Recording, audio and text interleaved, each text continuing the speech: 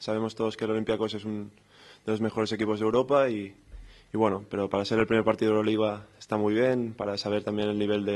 del grupo, también competir contra uno de los mejores del continente, pues nos va a meter un listón muy alto de inicio y bueno, tenemos muchas ganas ya de empezar y sobre todo contra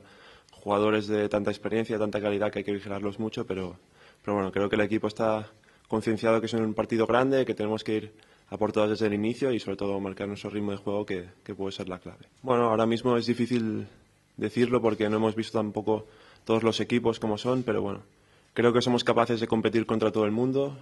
y ya se verá en un futuro, pero sobre todo aquí en casa nos tenemos que hacer fuertes y creo que podemos competir contra todos los equipos del grupo y luego fuera de casa sí que es importante ganar un par de partidos para